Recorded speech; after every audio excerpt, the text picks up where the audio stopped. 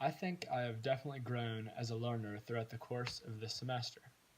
This class has taught me how to think of a text from a cultural standpoint and truly try to understand why the author has chosen a point of view or perspective while writing a novel or short story. In past literature classes I have taken, I have been told what literary theory to use to decipher a novel or story, but with the freedom of this class, I had the ability to see a text through the literary theory that I felt the most comfortable with, and I really liked that. I enjoyed learning about authors of different cultural backgrounds. I liked learning about how authors like Morrison, Kincaid, and Desai incorporated small parts of their cultural backgrounds and personal identities into their writing.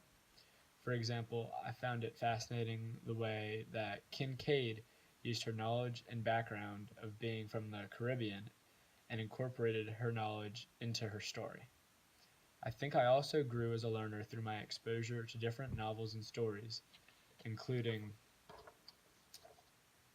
The Kite Runner, The Curious Incident of the Dog in the Nighttime, Sweetness, On Seeing England for the First Time, and The Domestic Maid. The most important idea generated in this semester discussion was definitely from Unit 5. It was the idea of how one's personal identity can be affected by their cultural and generational influences. In my words, people tend to see themselves as a product of their environment, meaning they will act and behave the same way their elders act and behave, as well as inherit certain cultural values from generation to generation. An example of this an example from this semester is how Hassan from The Kite Runner was very modest and humble, quite like his father, Ollie.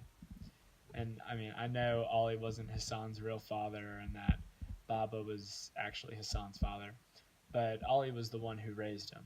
And so the people that Hassan grew up with, which was Ollie, Ollie was a very humble and loyal servant to Baba. So Hassan then exemplified the values of being a very humble and appreciative servant to Baba as well. Overall, one's personal identity can be affected by their cultural and generational influences, regardless of what kind of environment someone is raised in. The values and beliefs that form this idea are pride, respect, and love. Pride is a very important value because an individual must cherish their culture and be very proud about where they are from and what their personal identity is. Respect is the next value because if you don't respect your personal identity, you won't respect the culture that formed you into the person you are today. And the last value is love. Without love, I don't think anything is really accomplishable. If you don't love the way your cultural background has affected you, you should try to change it.